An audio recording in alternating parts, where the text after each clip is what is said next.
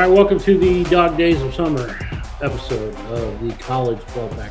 I'm your host, Patrick Kahn, Senior Editor of College Wires. With me, as always, Tyler Matino, LSU Tigers Wire for the win. And as each and every week, my co-host right here. I open this up because we have reached the Dog Days of Summer, Tyler. It is post-NFL draft. It is post-spring football. So considering everybody in the industry right now is coming up with their way too early post-spring top 25, I thought, hey, let's do that. Hang with us. We're going to go through all 25. We're not going to jump around. But we're going to start at the very bottom because isn't that what Drake says? Start at the bottom. Now we're here. So that's where we're going to go. Yeah, I don't listen to Drake. I just happen to know that. I don't know if we want to be taking Drake's advice right about now. Probably not. That was probably a poor choice on my end. Whoops. We'll might have to have that edited out later. But we'll go with it. Let's start at number 25, Tyler. We're going to talk about a team that you know somewhat well, the Texas A&M Aggies, the overhyped Aggies, as I like to bring up, because last 4 years they've been in the top 10, and every year it seems like they fall short of expectations. But that's where we start. And just so you know how we came up with these rankings, Tyler came up with his top 25. I came up with my top 25. We kind of merged them, and A&M landed at number 25.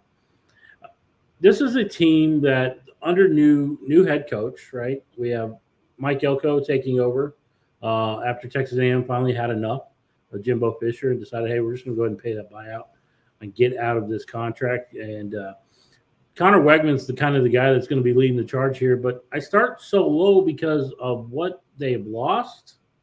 You could go back to that number one recruiting class and just how much has been a mass exodus. They no longer have Evan Stewart, dynamic weapon. They do have Moose Muhammad on offense. Defensively, they lost some guys like Walter Nolan, number one overall recruit in that class. But when I look at this team, like the pieces are there, and I feel like Elko is the right guy given what we saw him do at Duke, a place that has literally no money tied into their football program, it seems like. Did relatively well, so this is where we start with Texas A&M. Yeah, I mean, it's interesting to me that you say overhyped because I think that has been the case for the last few years, but it's really not the case this offseason. I think if anything, it's been a surprisingly quiet offseason in College Station. Not a lot of headlines, not a lot of noise. I think that's probably what they want. After the circus of the last couple seasons, particularly last season, the way it ended, and then, the search was sort of bungled a little bit, not in terms of the result, but in terms of the process. And I think, they probably are just glad to kind of be, in the background and not generating headlines like they have in the past. I think it's an interesting team. I mean, like you said, there are losses, Walter Nolan, the big one, Evan Stewart, receiver 2 is a tough loss. Still returns some guys, defensive line. You got guys like Shamar Turner, Shamar Stewart, a lot of potential there. I think the main thing with this team is I'm really interested to see what Connor Wegman can look like if he can stay healthy for an entire year. I mean, a guy that I think really is probably not getting enough attention, has looked really good, I think, when he's been healthy. It's just been kind of limited, particularly last year. I think only played in 4 games before suffering a season-ending injury. So, him staying healthy will be a big part of this team's success, but I really do think he could be one of the best quarterbacks in the SEC if he's staying on the field. A former 5-star, I think threw 8 touchdowns and no picks before he got hurt last year. So has been very efficient, has shown talent. I just think, we just got to see him stay on the field and put it all together. And obviously not having to play under that complicated Jimbo Fisher system. It might be more beneficial to him. But, yeah, I agree. And we talk about, yes, overhyped the last few years. Let's talk about another overhyped team. They come in at number 24 on our list. We got the Miami Hurricanes, who went out and got Cam Ward, kind of guy who flirted with the NFL and then ultimately ends up on South Beach. This is a team that we kind of look at every year, and we're looking at crystal ball here. Can he finally get Miami kind of out of the doldrums there? I don't think that they've been terrible the last couple of years under him. It just with the expectation level that came in for the Hurricanes, it's left a lot to be desired. Yeah, I mean, they need a big year, man. There's no two ways about it. I mean, the last 2 years, I would say, not complete failures, but have been pretty disappointing. I think year one, maybe you can stomach, but I think last year's a little tougher to accept, especially, when you've got results like the Georgia Tech loss in there, just some really tough moments. I think they need to be a lot better this year, especially because the roster situation is pretty solid. I mean, the recruiting's been good. They've managed to supplement in the portal pretty well. Like, he's doing the talent acquisition things that he sold the fan base on when they hired him. It just hasn't really translated to success on the field at this point. I think Cam Ward was a big get, like you said. I think the quarterback situation was pretty bad before they got him, and he very nearly went to the draft. So a big get to convince him to come back to college. And they got some guys, on the defensive side of the ball too, that will help offset some talent they lost in the draft. So I think there's reason to be optimistic. And you look at on the offensive side, they bring back some really good receivers from last year in Jacoby George and Xavier Restrepo. Like, there's talent on this roster. There's reason to think this could be a team that takes a step this year. They really need to, because I think Mario Cristobal is going to be facing some pretty significant pressure if you're looking at another 7-5 caliber team. Go ahead and sound the alarm for the Anxiety Bowl, as Tyler has called it. Yeah. August 31st. Billy Napier, Mario Cristobal, Florida versus Miami. Both teams needing a win. Whoever loses the hot seat, the temperature is going to start to rise right off the bat. We're going to stick in the ACC here. We got the Louisville Cardinals, and this is a team that I find is very interesting. I don't know if I would say the quality of all their transfers brought in were great, but they're intriguing. And, Tyler Shugg, a guy that I know, I've watched him for the last several years at Texas Tech. When healthy, he's good. It's just that when healthy part. But overall, you have to like how that roster looks right now. They might be a dark horse for me to win that ACC. Yeah, I mean, you could see it. I don't think there's any clear, with FSU losing what they lost, with Clemson having their questions, I don't think there's a clear contender at the top of that league. So 100%. One of the teams that was one of the biggest surprises in the entire league last year, in the entire country really last year, had a really nice first year under Jeff Brom, got to the ACC title game. Talking about Tyler Shugg, yeah, I think as we get further down this list, I think it'll become clear that when healthy is going to be kind of a recurring theme as we go through these teams and these quarterback situations. But I really think Tyler Shugg is a major upgrade for them if he can stay on the field. I think Jack Plummer was pretty limited. I think that limited their offense quite a bit. I think we saw that when they played the tougher teams that they did on their schedule. So I like the Rays, potential ceiling there. They also brought in Alabama transfer receiver and Ja'Cory Brooks. I think that's a promising pickup too. So I think there's reason to be optimistic here. I'm not sure this is like a team that's going to contend for a playoff spot this season necessarily, but I think, you can probably expect them to be back in that, 9-10 win range again, which, after the Scott Satterfield era, I think this fan base would definitely take that. All you got to do is win your division or win your conference, and you were in the college football playoff. Yeah. Well, as long as you're a Power 4 team, which, Tyler, is that not weird to say, Power 4? Yeah, that's going to take some getting used to. That's definitely taking some getting used to. Well, here's a team that I don't know how to make heads or tails of this, but I still think they're talented. So, yes, they're in the top 25 because they consistently play great defense. But the Iowa Hawkeyes, and I kind of feel bad for them. They lost their weapon. They lost their punter. He went to the NFL draft. We know the quarterback situation, or at least we feel like we do. Cade McNamara, a guy, again, he was kind of slotted to be that guy last year, got injured, and they had to go with Deacon Hill. I don't know how this offense is going to look, but it should look different now that we know that Brian Ferentz is out. Yeah, so Brian Ferentz gone, Tim Lester coming in, former head coach at Western Michigan. I think that was a fine hire. I mean, it wasn't anything that's going to blow you away, but it's, serviceable, fine. I think the bigger issue is, to what extent is Kirk going to give any offensive coordinator autonomy here? I think it's probably pretty limited to, in that regard. But, I think, like you said, McNamara, a guy that, to be honest, I kind of bought into that last year. I thought, not that it was going to be incredible, but I thought that was a pretty big upgrade and would help them. Obviously, he did get hurt. Deacon Hill, was not it. Just was not the answer. No other way to put it. But to be honest, even with Cade McNamara, it wasn't really that much, improved. So we'll see if that's a Brian Ferentz thing, if that's an Iowa thing. But I mean, I think it's fair to expect this defense is going to be really good again with Phil Parker. It pretty much always is. Even losing a really good player in Cooper DeJean, who not only was one of the best corners in the entire country, but also made a big impact on special teams too, with like punt returning and stuff like that. So that's, something that Iowa's losing. It's going to hurt. They rely on those kind of returns to, when all their games turn into field position battles, that ends up being pretty important.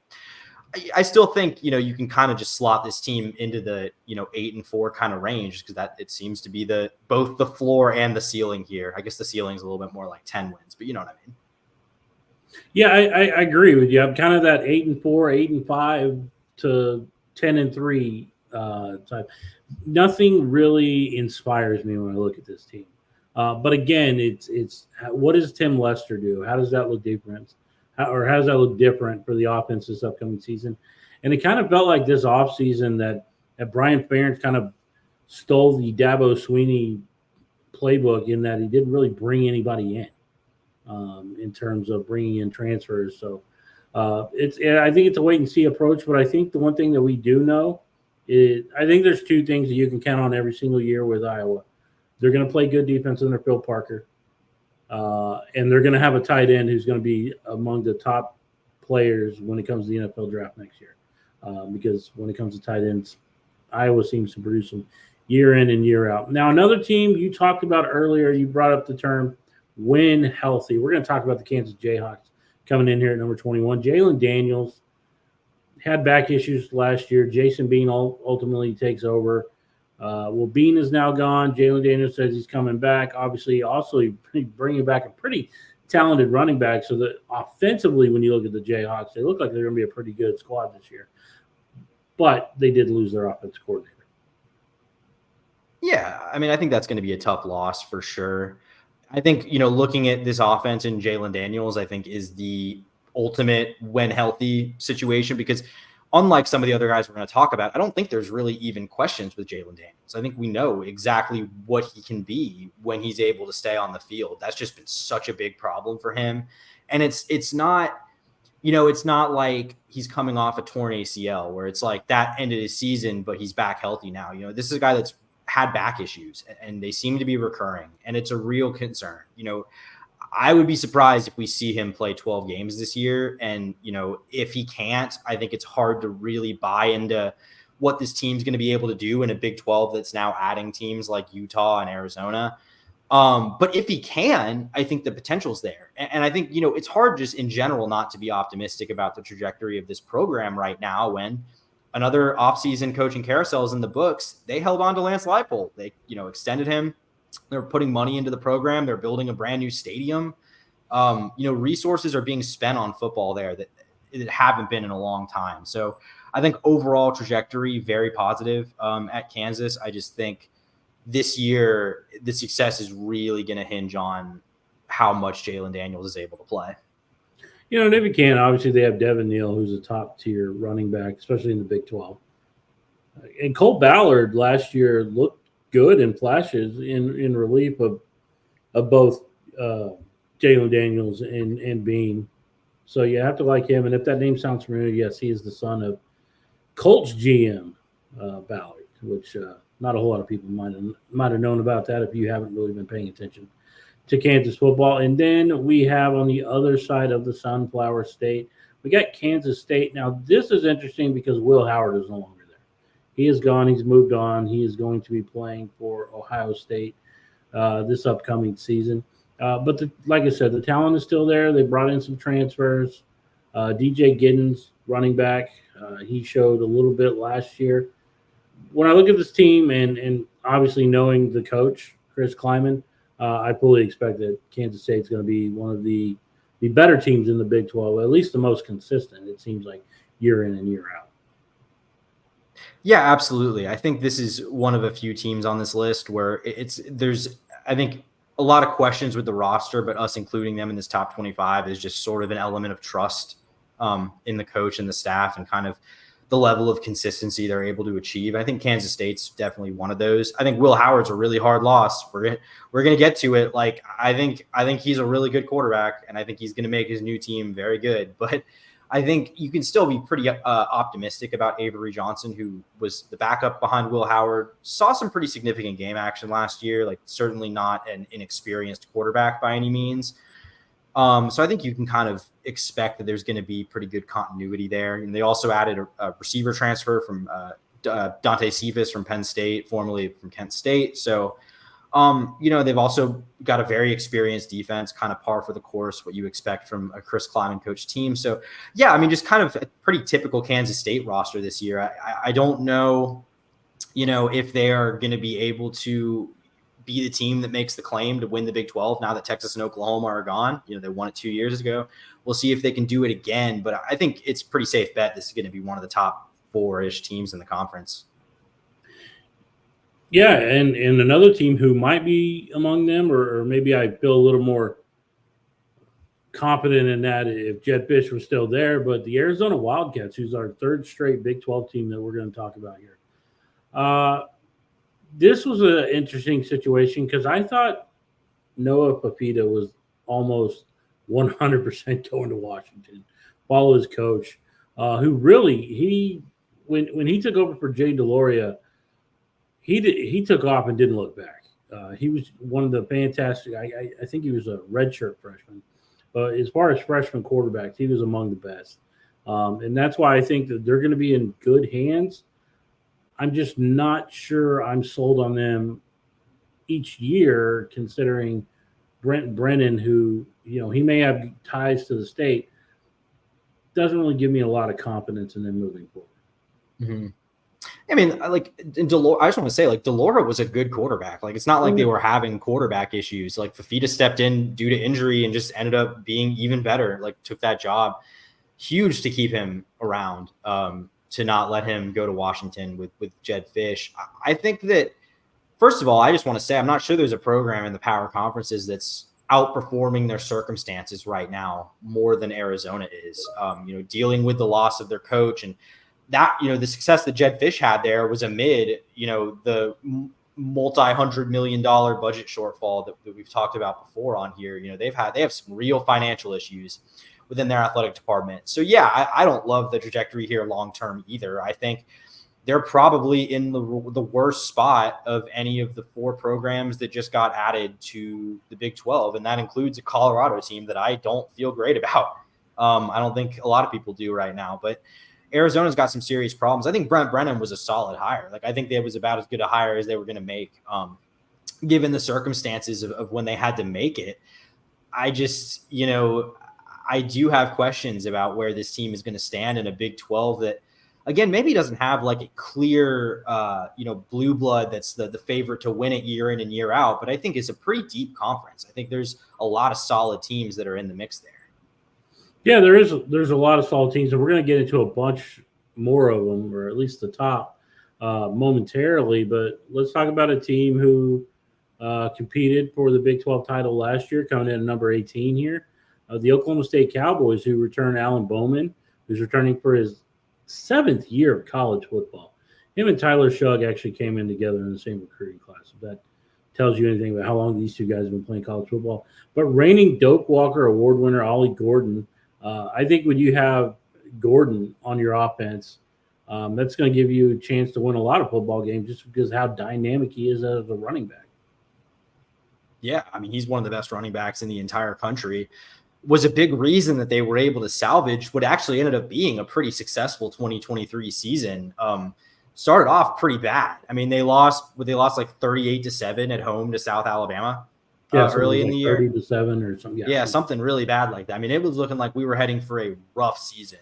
And they really righted the ship. They did a good job. They ended up getting to the Big 12 championship, got beat pretty bad by Texas, but still. And again, with returning Bowman, who kind of emerged as the starter midway through the year, they sort of were doing a musical chairs of 3 quarterbacks to start the year last season. But, with him coming back, with Ollie Gordon coming back, like, yeah, there's reason to believe that, this team can be pretty good again. I think, just another team that's in that middle class of the Big 12, and maybe the whole Big 12 is a middle class right now. I mean, maybe there isn't really an upper class at the moment that's clearly discernible, but I think another team that is certainly going to be in the mix to win it this year. My big question for Oklahoma State is losing Alex Hale. I know a lot of people don't pay a lot of attention to college kickers, but Alex Hale was one of the better ones. And then obviously he's gone. So can Logan Ward replace him with that same level? I mean, Hale was consistently a long distance threat, which, when you're playing defense and field position, sometimes that can come into play and win you a couple football games, and maybe you shouldn't have. But we're going to break up this monotony, I guess you could say, of Big 12. We got a Big 10 team coming in here, which still sounds weird when we talk about I was like, no, we don't. Yeah, Big 10 USC Trojans, perennial Big 10 contender.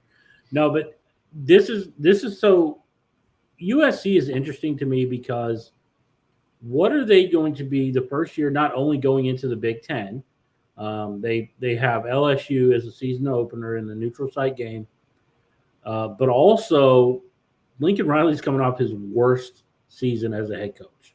A lot of people say 8-5 is pretty good depending on what program you're talking about, but by Lincoln Riley standards and by USC standards, not great. And now he's got to go with a quarterback with two last names, Miller Moss.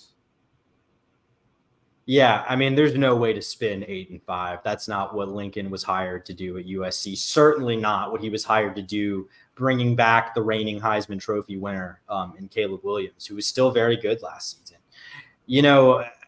Yeah, it's a huge year for Lincoln. I think there's a lot of fair questions starting to be raised about him and his style and how maybe it isn't working at USC. I mean, I think Miller Moss, he looked good. We saw him in the bowl game. That's really the only time we've seen him get extended action, and he was pretty good.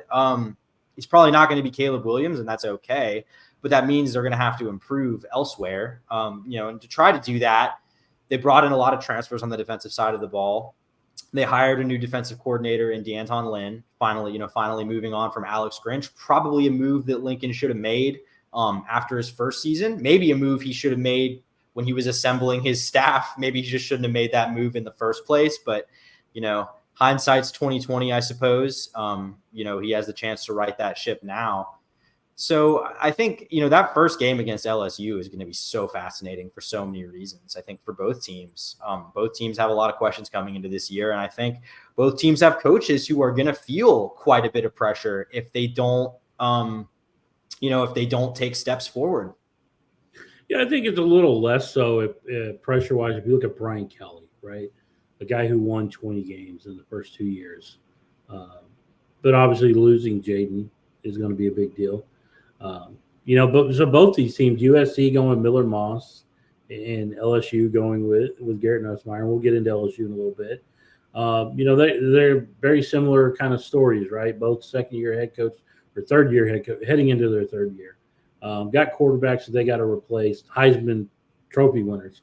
It's a lot of recurring storylines between these two teams. But, yeah, it's very interesting. You talked about, changing the defensive coordinator position, which, yeah, absolutely. I agree with you 100%.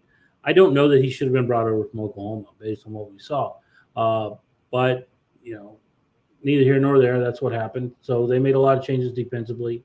Offensively, they got weapons. You talk about Deuce Robinson, who's kind of this flex, big wide receiver, could be an inline or a slot tight end. Kyron Hudson, Zachariah Branch, who's a dynamic playmaker. So once again, he's got the offensive weapons. What are you going to do with it? And then obviously they're going to have to get something from the defense.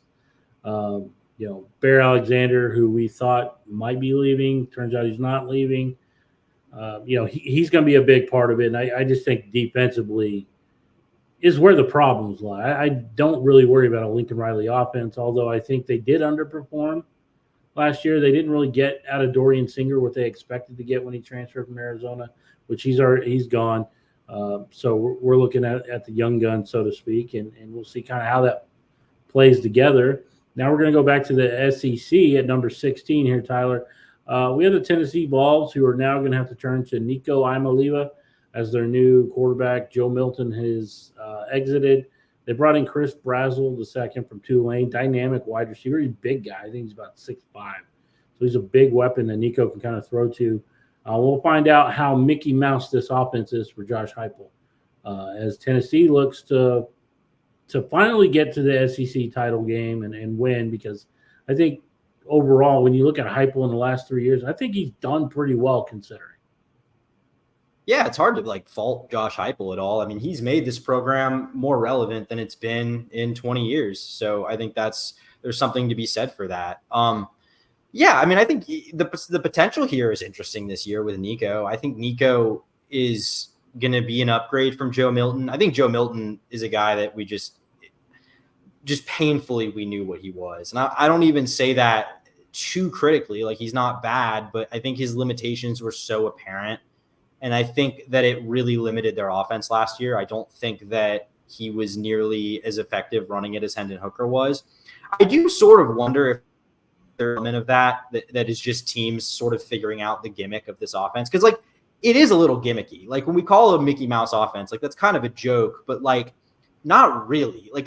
It doesn't translate to the NFL, and it is pretty easy to scheme against if you have the talent to stop it. If you don't have the talent to stop it, there's nothing you can do. But so I do wonder if better teams are starting to figure it out a little bit. I mean, I'm curious, though. I think it could improve again this year because they bring back Squirrel White and Brew McCoy, two of their best receivers from last year. And then, like you said, Ad Brazil, a guy from Tulane who could be really good for this team. I think they've got some nice pieces on defense. One of the best edge rushers in the country in James Pierce. I think this team could be pretty good. I just am curious if the step back that they took last year had more to do with Joe Milton or more to do with the Heupel offense, being solved a little bit. Yeah, I would like to say that I'd lean to the former, but we saw how Milton performed in absence of Hendon Hooker when he went out a couple seasons ago with a torn ACL. But again, it may be just limited tape on him and whatnot. But yeah, I think this is going to give us a lot. It's going to answer a lot of questions. And yeah, I'm glad you highlighted James Pierce Jr. I think he's a guy a lot of people, if you're looking for guys that are probably going to be highly drafted, or at least there's going to be a lot of talk around him, he's a guy that you're going to want to pay attention to this offseason and then into the next season when it comes to draft prospects. Staying in the SEC, let's go to Oklahoma. And I feel like this is a team who's kind of been lost in the shuffle, so to speak. I mean, all the hype has been around the Texas Longhorns, and for good reason. They're coming off a Big 12 championship. But the improvement for Oklahoma from year one under Brent Venables to year two was massive. Now, mind you, Dylan Gabriel is gone, and they're going with Jackson Arnold, who was a 5-star quarterback out of the state of Texas. They've got the talent. Two of their best receivers are back. And like I said, with Brent Venables, I feel pretty good about their defense considering how he performed as D coordinator with Clemson for a decade. Looking at Oklahoma, it's a little bit surprising to see him come in at number 15, but maybe that's the way they want it. They want to kind of be under the radar a little bit. Yeah, I mean, I think you nailed it. Sort of lost in the shuffle is how this team has been this offseason. And I think that's not necessarily a bad thing. I think it stems from the fact that, first of all, they improved a lot last year. I think we thought we could, come and go this time last year. I think we thought we could be having these kind of conversations would be like more of a hot seat kind of thing for Brent Venables. That's obviously not how it's panned out. They had a really nice bounce back in year two. At the same time, I don't think anyone really feels like this is a team that's really poised to win the SEC in year one. I'm not sure it's got talent like that yet. I mean, I think, Jackson Arnold could be really good. I mean, Dylan Gabriel was good too. I'm not really sure you're getting an upgrade there, but I'm not sure it's a big drop off either. And they got some nice transfers on the defensive side of the ball. Dominic Williams, from TCU just the other day was a big one. So, they took some steps. I think they're improving. It's just now you're in the SEC, and your schedule is going to get a lot harder. And I'm kind of just curious. I'm just in sort of wait and see territory with this team. I think Brent Venables is doing a pretty good job. We're just got to see how that actually pans out. The one part that I have a little bit of concern with is the offense, right? Because we obviously know they had to make a change at offense coordinator. Seth Luttrell is kind of offense coordinator, quarterbacks coach. how does that offense look under him versus what they had previously? So to me, that's where my big question is when it comes to them. But I think you're right. I mean, they have the makings of it, and you nailed it. I was one of those people that was thinking coming into this offseason, we were going to be talking about was Brent Venables the right hire? And it looked like he was. And we'll see what they look like in the new SEC this year. Speaking of SEC, we're going to stay there. Let's talk about the LSU Tigers, right? We hinted about it a little bit earlier during our USC segment. The LSU Tigers, they lost Jaden Daniels, Malik Neighbors, Brian Thomas Jr., all top 20 picks in the NFL draft, all massive contributors last season. Now, heading into this year, we got Garrett Nussmeier, who's very similar to a Miller Moss in terms of not a whole lot of starting experience, but I think we know a little bit more about Garrett considering we've seen him the last several years. Patient guy. I think this is a great story just for college football because this is a guy who waited. He could have left. He could have said, you know what, I'm tired of waiting for my chance. Let me go to a program where I can start. He waited for his time, and now he's going to get that opportunity for a team that, quite frankly, had to make some changes defensively with Blake Baker coming in. How do you feel about LSU, and was 14 too high for where you think they are? Yeah, so I'll just say I put him a couple spots lower in my own poll. I put him, I think, at 16. I think that this might sound ridiculous to say, given the fact that they just lost a Heisman winning quarterback and 3 total first round picks of offensive skill position players. But I actually think this offense is probably going to be very, very good once again. I mean, first of all, one of the best, if not the best, offensive lines in the country. 2 bona fide first round offensive tackle prospects in Will Campbell and Emory Jones. And then, in addition to those guys, they bring back 4 of their 5 starters. So I think they're going to, Garrett Nussmeier is going to have a lot of really good protection. I think that'll help with the run game as well. And, losing those receivers hurts, but they have talent at the position that sort of like Brian Thomas prior to last season have been there just kind of waiting in the wings. Like Kyron Lacey's kind of that guy that, and Chris Hilton are kind of those guys that have been waiting, not getting the targets, now could maybe be poised to break out. So I don't really worry about that side of the ball, especially because they had continuity hiring from within after Mike Denbrock, the OC, left for the Notre Dame job. It's just the defense, man. I mean, this was one of the worst defenses in the entire country last year. And yeah, maybe Matt House was the problem. I mean, I think you can certainly blame him for a lot of the problems in terms of like how they were using Harold Perkins. It was kind of hard to understand. They had him, after he was so successful coming off the edge as a true freshman, they basically had him play almost entirely at inside linebacker last year. That really didn't work out. They're moving him, still having him play off ball, but having him play weak side this year. So, we'll see how that works out. I just think, you look at, there's holes, I think, in the secondary. I think particularly the interior, the defensive line, they've whiffed on multiple transfers there in this spring cycle. I mean, I mentioned one of them, Dominic Williams, went to Oklahoma. They're really thin. They have 2 players on the defensive tackle that have game experience. And this is one of the worst defenses from last year in the entire SEC. And they lost multiple starters that they didn't really adequately replace.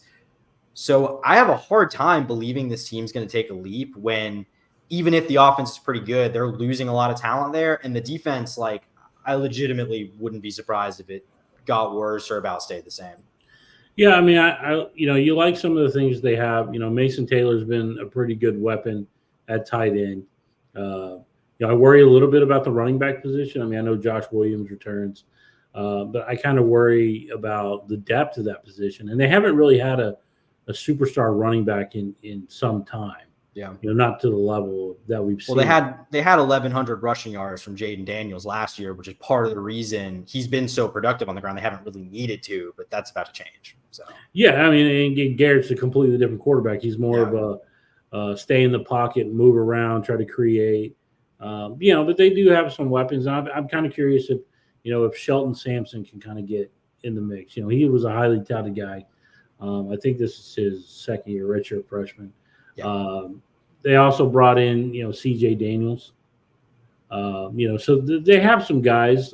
It's not going to be easy to replace the 2 guys they lost, That's a lot of production to replace, but I still think that they have talent. And like you said, that offensive line staying intact for the most part will be massive for a young quarterback who's kind of getting his first action as a starter.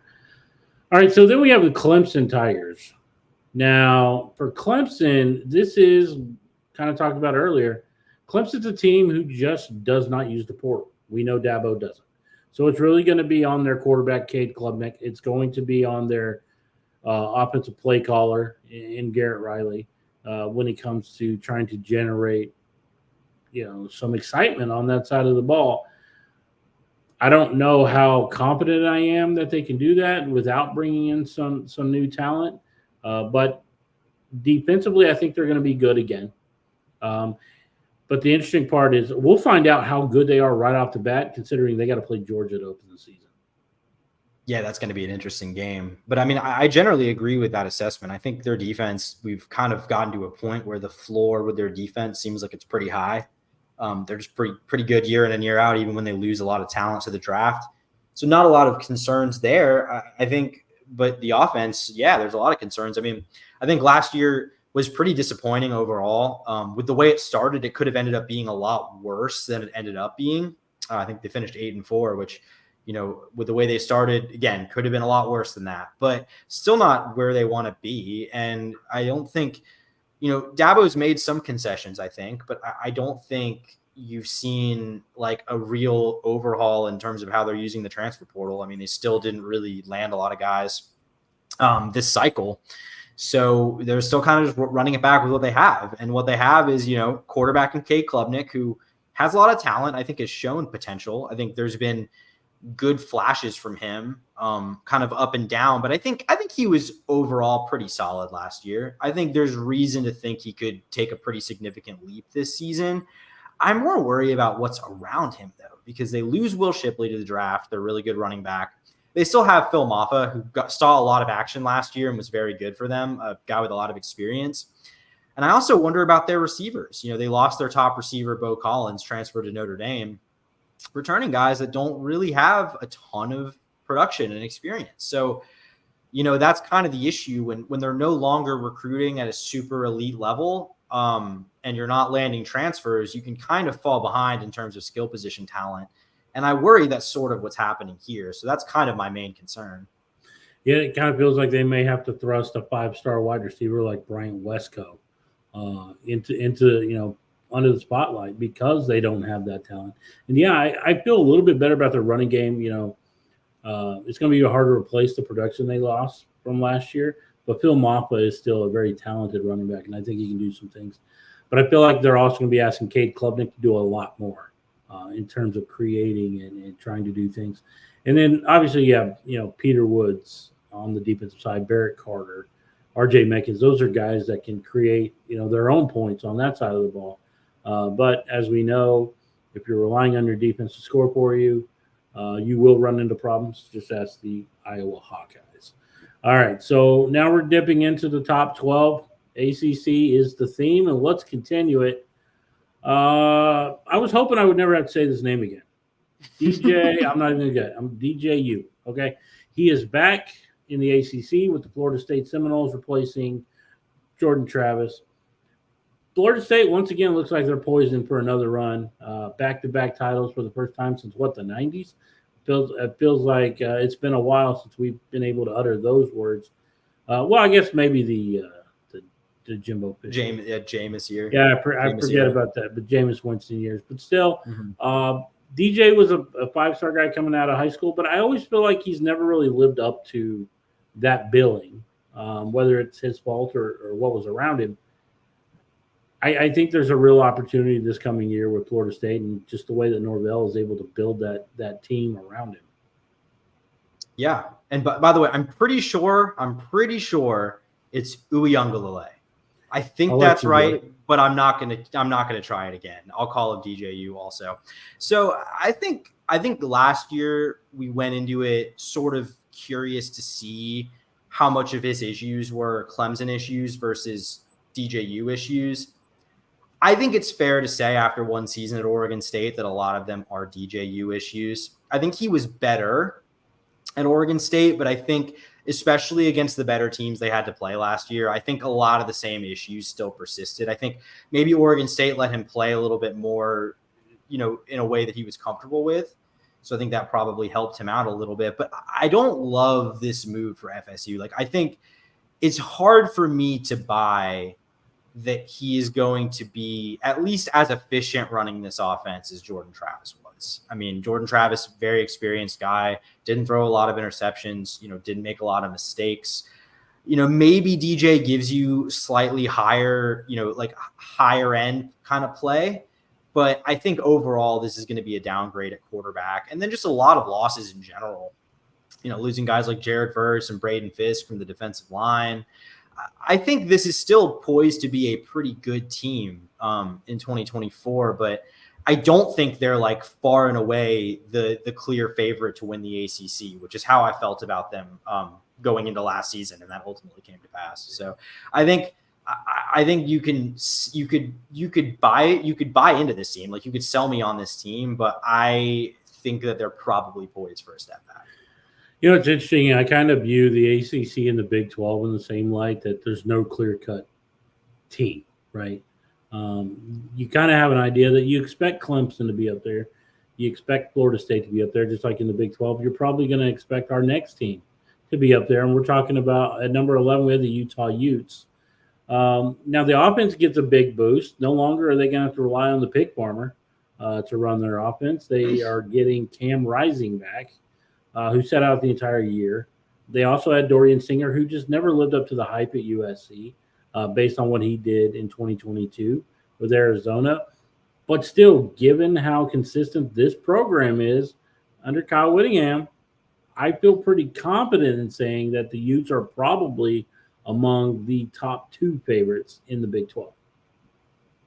Yeah, I just want to say we don't slander Bryson Barnes here. This podcast is in no Bryson Barnes slander zone. Hey, I'm just saying the pig farmer. I didn't say anything negative. But no, so I mean, I think again, talking about Kyle Whittingham kind of is like the blueprint of coaches who we're putting here just because of the trust that we have in them year in and year out. I think he kind of invented that archetype. I mean, what he does here every single year is one of the most impressive coaching jobs I've seen over the last decade plus. I mean, I think he rightfully so gets consistently ranked among like the top 5 coaches in the country.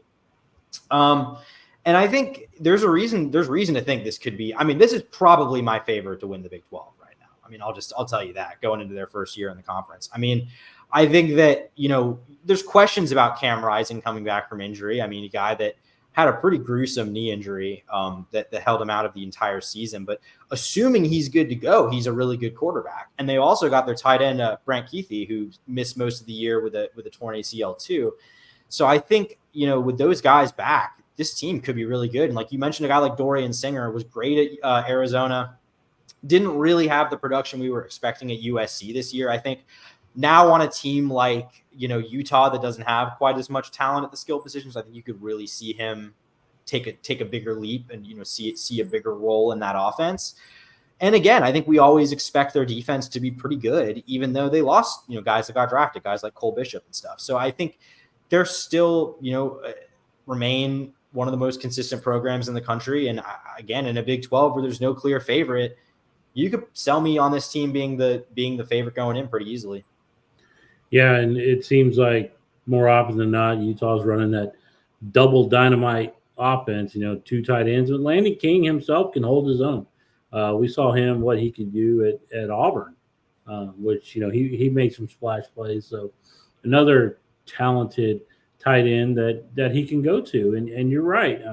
When you look at the defense and what they produce year in and year out, how that unit plays, we saw what they did to USC twice 2 years ago in the span of 3 weeks. And I think they did it to Oregon the year before that.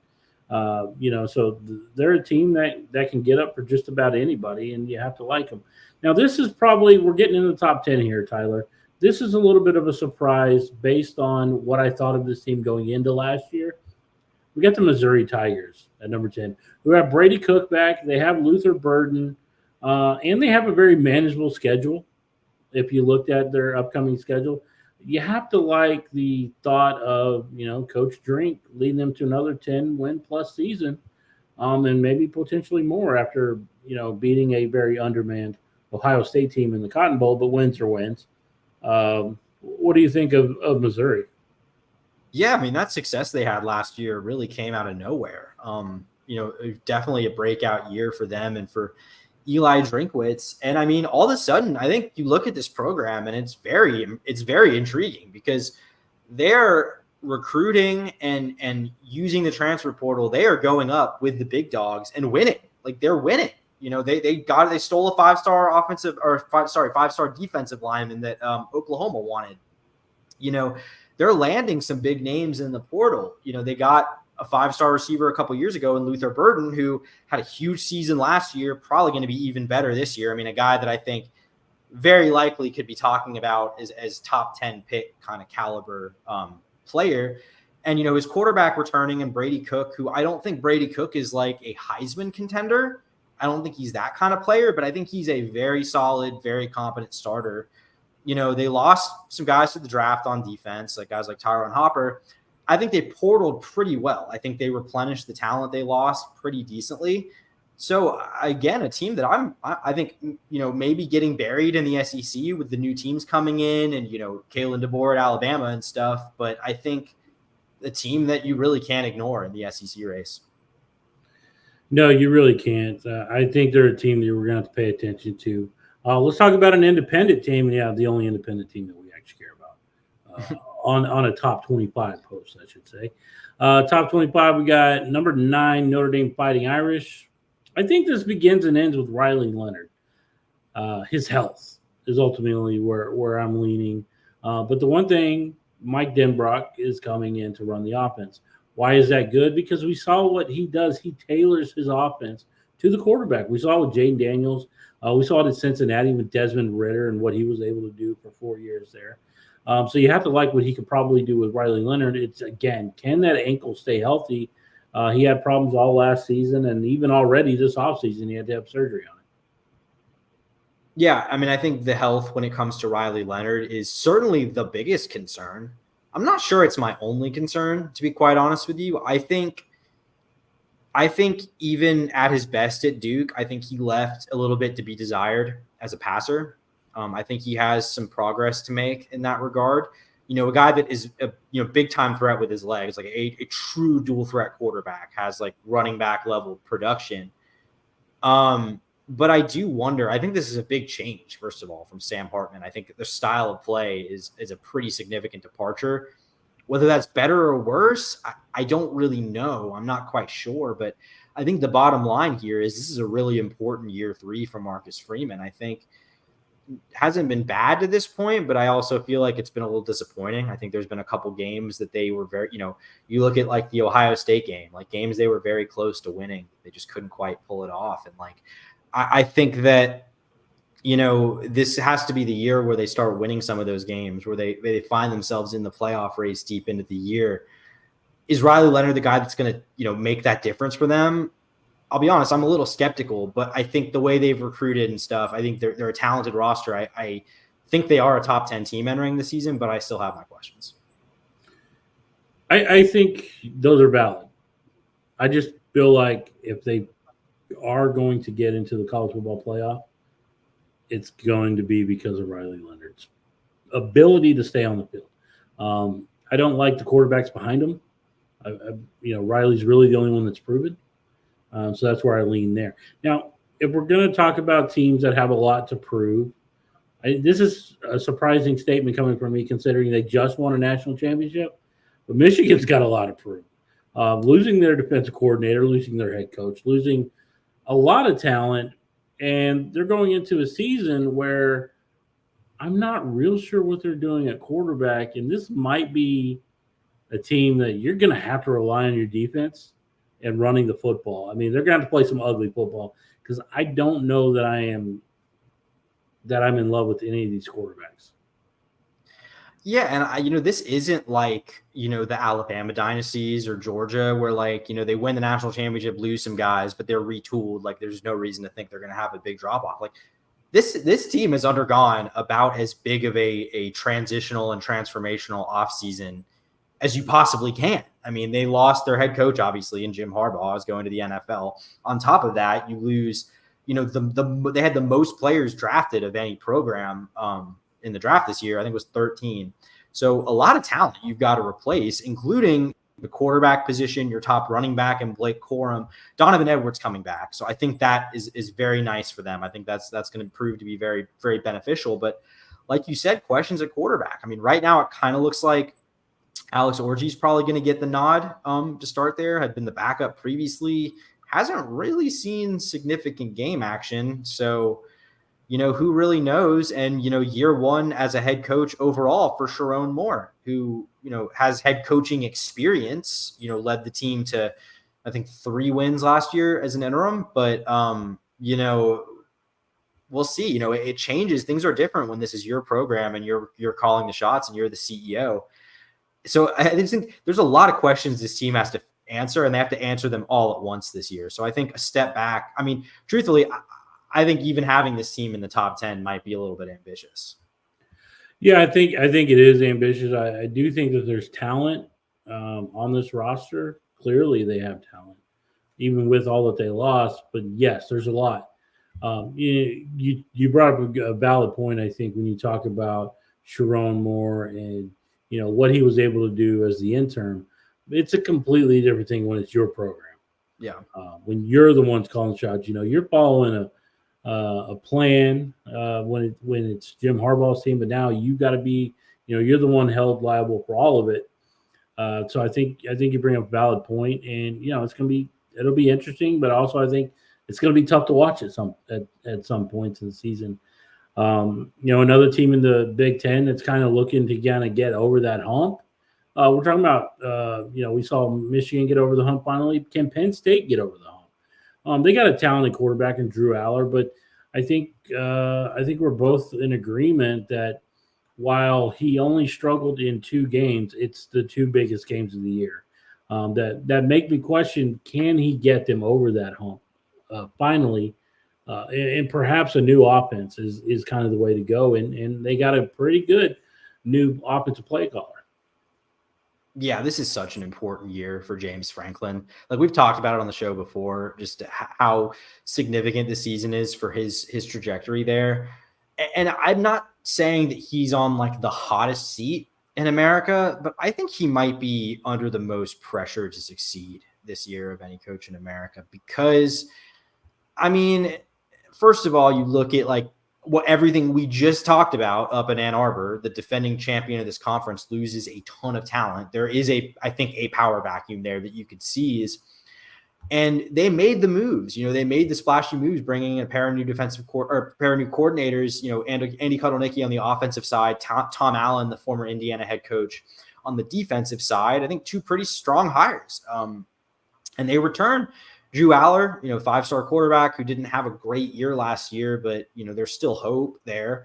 And they bring back Nick Singleton, who's one of the best running backs in the nation. So, and by the way, you add some transfers like Julian Fleming, receiver from Ohio State. On the defensive side, you add A.J. Harris, a former Georgia cornerback. So, like, they, I think, had a very strong offseason.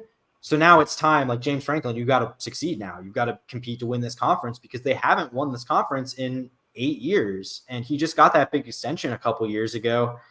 I don't really think anyone's too thrilled with the way things have gone the last 4 or 5 years here, though. Like, I think this is a very important year to kind of define what this program is going to be moving forward under James Franklin. It's hard to fathom that we're talking about a head coach who's won 10 games in 3 of the last 4 years. I think it's something like that. Yeah. As somebody who's under pressure, but I think you're right. Like, it's at some point you got to go from being the bridesmaid to being the bride, right? And like you said, there's a power vacuum. Ohio State has their issues that they're trying to figure out. They're trying to work through. Most of them were Michigan induced. Well, now Michigan's come down a little bit, so it might be time for them to take a look at that. Number 6, we're getting close to the top 5 here, Tyler. The Portal King makes an appearance. We got Ole Miss, Lane Kiffin coming in. Jackson Dart going into last year, I thought was going to have he was not going to be the starting quarterback. I thought there was a lot of pressure on him with Walker Howard transferring in from LSU. And then obviously they brought Spencer Sanders over from Oklahoma State, who was a pretty good quarterback at Oklahoma State prior to coming into Ole Miss. But he never relinquished it, and he had a really great year. Ole Miss won 11 games, especially that shootout with LSU was phenomenal. Just from I grew up watching air raid football, so I love high scoring affairs. But you look, they brought in Juice Wells to join that group of wide receivers. That includes Jordan Watkins, Trey Harris. They also brought in Walter Nolan, former number 1 overall recruit, and I think it was the 2020 class, 2021 class, something like that. He was up there in that Aggies number 1 class. This probably is the best opportunity for Lane Kiffin to get to the SEC title game, considering there's also a power vacuum going on in the SEC. Who else is going to be up there with Georgia? That's the big question, and this team is about as good as any. Yeah, I mean, it's hard not to give a lot of credit to Lane Kiffin. I mean, this was a program that when he took it over was far from, flush with resources. And he was pretty public in his criticism of that. I mean, he basically publicly said he needs, more NIL money, and they gave it to him. They gave it to him in droves, and he's made really good use of it. I mean, I think is pushing the ceiling of this program, like not just this era of this program, but I think he's pushing the absolute ceiling of what this Ole Miss program is capable of this year. I think we're just going to find out whether that's good enough. Because he struggled to win those big games at Ole Miss. They got the LSU win last year, but, still weren't able to win the West because they couldn't beat Alabama. And, in a down year for Alabama by Alabama standards, even though they still went to the playoff, because that's what down years were under Nick Saban, was just going to the playoff and not winning in the semifinal. But yeah, I mean, they have the transfers that you mentioned. They also brought in Trey Amos on the defensive side. Also on the defensive side, they bring in Princely Uman-Mielen from Florida, one of the better edge rushers in the SEC. And, I think talking about last year's transfer quarterback in Jackson Dart, I think or actually 2 years ago, sorry. I think from 2022 to 2023, I think Jackson Dart took a really nice leap. I think he, became a bigger threat with his legs. I think his efficiency improved. I think there's reasons to be really optimistic about this team. But, divisions are gone. How are you going to fare in this new, full house of an SEC? I don't know. But I think this is the time that he needs to start winning those games. If he's going to win these big games at Ole Miss, it's going to happen this year, I think. Yep. I think I agree with that. Now, moving on, we're going to get to the top 5. We have the University of Washington at Alabama, Crimson Tide, Kalen DeBoer. He brought in a plethora of talent from Washington, not surprising at all. This is just, it's wild to be talking about an Alabama team without Nick Saban. We knew it was going to happen eventually. I thought maybe a little bit longer before that happened. But it happened, and now Alabama's got to adjust to the post-Nick Saban life.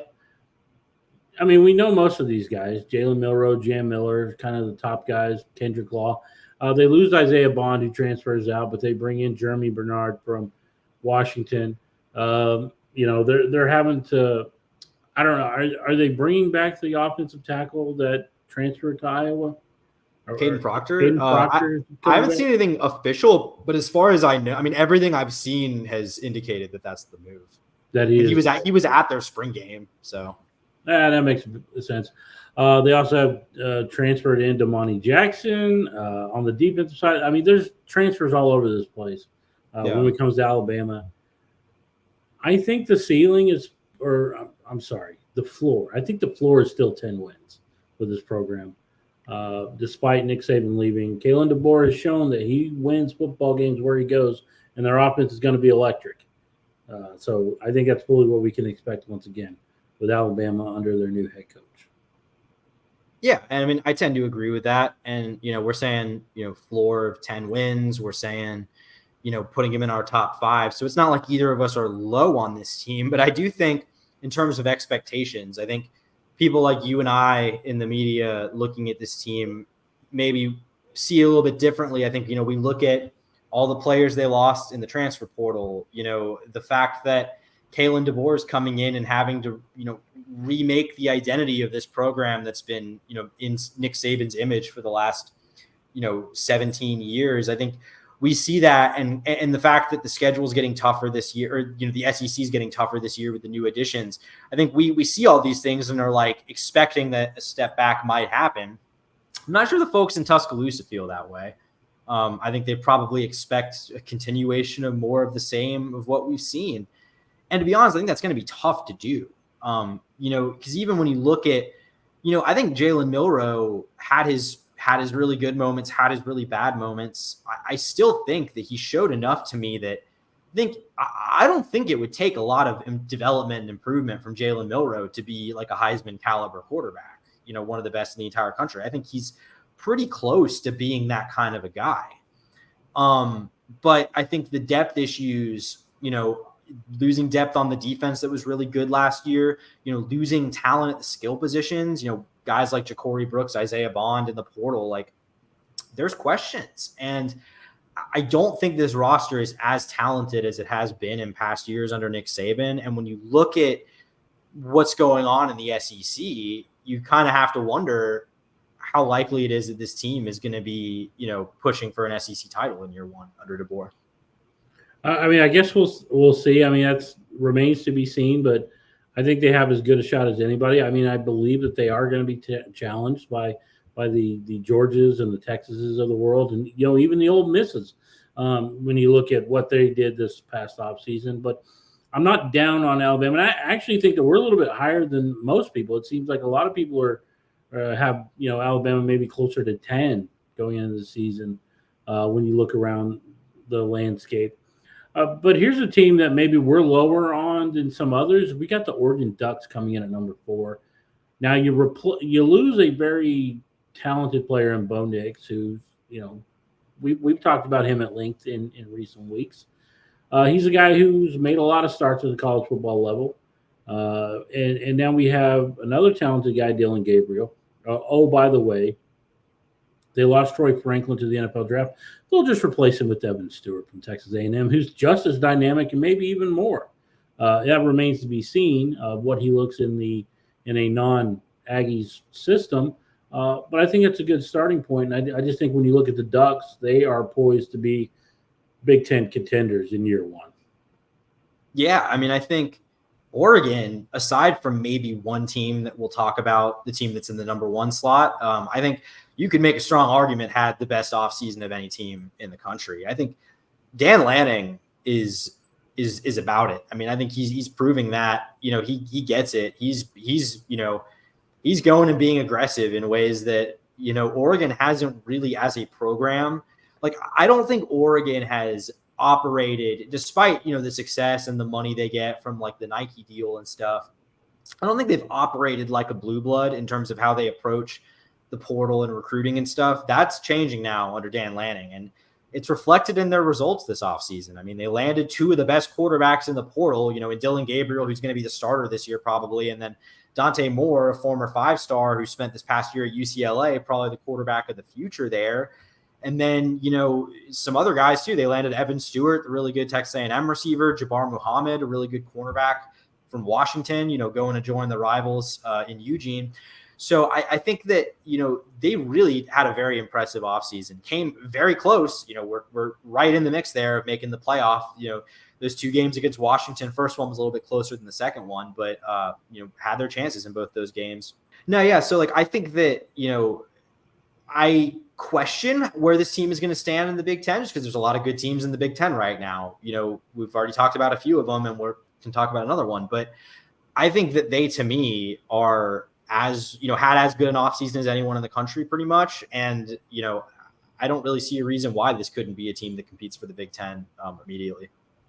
Yeah, I think that they're a team that they are going to compete. I think immediately when you look at, you're right. Dan Lanning is about that life, and he showed it. He proved his commitment to Oregon when his name got brought up with several jobs that opened this past offseason. He was like, nope, I'm fine right here. I like Oregon, and why not? The backing of Bill Knight and Nike, why not just keep that thing rolling? So number 3 is we're going back to the SEC here, and we got the Texas Longhorns coming in at number 3. And they're a team who I think did relatively well when it comes to adding talent. They added a tight end, Amari Nablack from Alabama. They also added Isaiah Bond from Alabama, just offensive side of the ball. Matthew Golden, wide receiver at Houston, who I think is a dynamic weapon himself. And then Silas Bolton's, like, they reworked their entire wide receiver core after losing, 2 really good ones. And by the way, they have a couple of 5-stars in the waiting. Ryan Wingo, Jonte Cook, 5-star level wide receivers, just on the opposite side of the ball. And they brought in Andrew Makuba from Clemson to play safety. They're loaded. They're ready. But we'll find out how ready they are with the now playing in the SEC. Yeah, I mean, not a team certainly that's just running it back completely. I mean, we saw some key losses on offense, like the guys you mentioned, Xavier Worthy and A.D. Mitchell moving on. On defense, the 2 defensive tackles, 2 of the best defensive tackles in the country you're losing. So that's going to be tough. I mean, it's not like this is a complete run it back situation, but I think there's a lot of returning talent here. I think you've offset some of the losses pretty well in the portal, and you bring back Quinn Ewers, who, has had his ups and downs. Like, I think that Quinn Ewers has left some things to be desired. I don't think he's quite lived up to his billing as a recruit to this point in his career, but he's had the flashes. He's had the moments. And I think he could be the guy. He could be a guy that takes that kind of leap this year. And if he's not, you have Arch Manning maybe as an option. So, we'll see about how that ends up working out. They lose Jonathan Brooks, who ended up missing most of last year with a torn ACL anyway. Still got CJ Baxter, like, former 5-star. It's a talented team. So, they're not the team in the SEC that we have ranked the highest. But with that being said, like, this is a take I might have to workshop it in the coming weeks and months, but this might be my preseason pick to win the SEC in their first year. Whew. I can't hate it. I mean, I could hate it because obviously I got Texas Tech in the background here. I could hate it. But I mean, I think you might be onto something. Although I might lean to the team that's won 2 national championships in the last 3 years. Great segue to go to number 2. Georgia Bulldogs at number 2. Carson Beck returning. They've done well. I will say Georgia's done well in the portal. Once that legal situation gets worked out with ETN, they have a pretty talented running back. He just fell in line. Everybody else getting into DUI issues there in Athens, and he just felt like he had to fit right in. So that's neither here nor there. But when you look at Georgia, they're talented. And Kirby Smart, who's now the highest paid college football coach once again after getting that new deal, they're a team that you kind of have to pay attention to. I will meet you halfway, Tyler. How about my way too early prediction is Georgia plays Texas in the SEC championship? I think that's probably, and they don't play each other in the regular season. I want to say they do, but do they? Okay. Let me double check that. But regardless, what is your take on Georgia? Yeah, I mean, I think what we're going to see this year. So yeah, first of all, congrats to Kirby on becoming the first $13 million college football coach. That's pretty insane. But I think what we're going to see this year is something kind of interesting that doesn't really get brought up with this Georgia program a ton, which is that as well as they recruit, they really, and for the most part, it's honestly just because they haven't needed to, but they really don't utilize the portal to like a significant degree. They'll address a need here and there. They did it this year with Trevor Etienne coming in from Florida. They did it last year with Ra Thomas, the receiver from Mississippi State, who is still there. He's coming back this year. So they've done it. It's not like they completely neglect the portal when they need it, but they don't build their roster that way. And that's usually fine. But I think this year you're going to kind of see how fine it really is because they do lose a lot of pieces, losing even more on the defensive side of the ball after already losing a lot following the 2022 season. And then on offense, they lose Ladd McConkey, who was a second-round pick in the draft. They lose Brock Bowers, a top 15 pick in the draft, tight end. Still have Oscar Delp coming back, so it's not like there's no talent there. But, I think a lot of it's going to be on how good is Carson Beck. a guy that a lot of people are given Heisman hype or given first overall pick in the 2025 draft hype. And I think he was good last year. I think he was, I think he raised the offensive ceiling higher than Stetson Bennett did. But I mean, I have questions. I think this team could have won a national title last year, but they came up short. And now you lose some pieces. Like, I'm not really sure how that's going to work out. And that's kind of why, like, it's hard when they're as talented as they are not to rank them above Texas. But, like, in terms of all the pieces and how they're going to gel together, I might have more confidence in the Longhorns right now. And just to clarify, yes, the Georgia Bulldogs head to Austin, Texas. Okay. On October 19th, the week after the Red River rivalry. So that is very interesting. But I'm not going to go off of it. I mean, either way, I think you still could see these two teams lock it up in the SEC championship game, depending on how the rest of the season goes. I think you bring up a good point, but also Kirby Smart has done really well in recruiting. So just replace one 5-star with another, it's that simple. It's not that simple, but it kind of feels that way when it comes to Georgia and that machine, which brings us to our number one team. The Ohio State Buckeyes. We talked about it a little bit earlier. Will Howard. Oh, and by the way, they just added some guy named Quinshon Judkins to their running back room. Talk about a loaded running back room that already had Travion Henderson, who is a very talented back. Chip Kelly running the offense. Just a lot of changes when it comes to Ohio State. I think they are poised to take back their crown after Jim Harbaugh left for the Los Angeles Chargers job. Yeah, I've said it before. This is a team that I'm willing to stake my credibility on them being very, very good this year.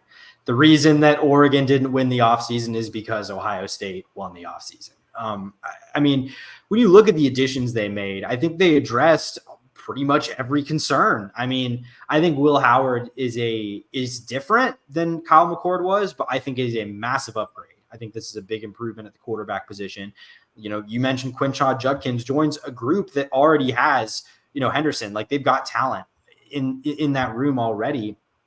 And then, Caleb Downs too, bringing in Chip Kelly to run the offense, who I think is among the best offensive minds in college football, would still be probably the head coach at UCLA if he didn't choose to leave for this job. So, poaching a sitting head coach from a team that's now in your conference to come be your play caller, like that is a flashy move from Ryan Day. I think they're loading up, and the opportunities there before them with no clear team, at the top of this conference now that Michigan's lost all that they've lost. Like, I think this is a team that's going to win the Big Ten. I think this is a team that's going to be a very high seed in the playoff. And if I had to pick right now, this is the team that I think is going to win the national championship. Ooh. There you go again, making those bold predictions. Hey, save some. That's what May's for. Save some of those takes for next week when we get into college football playoff way too early rankings. That was just let y'all know what's coming next week. But yeah, when you look at Ohio State and their offense, we know about their defense. We're pretty familiar with. Adding Caleb Downs, a ball hawking safety on the back end, is only going to improve that defense. A team that already had Carnell Tate, Emeka Egbuka. You have Jeremiah Smith, one of the top wide receivers coming out this year. They already had Brandon Ennis, who was among the top wide receivers of the last few classes. Oh, and by the way, they just added a 5-star quarterback in Julian Sayin, who opted out of not playing for Alabama after Nick Saban left. Yeah, so they have their quarterback of the future. Yeah, this team is ready. They're poised. We know the defense. Jack Sawyer, JTT. That's what I'm going to call him, because I'm not even going to mess that name up either. I'm not about trying to mess that up. They've got the talent. We know what they are. Ohio State looks ready, and that's why we kind of have them at number one. I'm pretty sure. Well, I can't remember if you had them at number one, but yeah, they ended up number one when we averaged. I absolutely had them at number one. I might have had them at number two. I don't remember, or I had them. No, I had them at number one. That's why they're number one.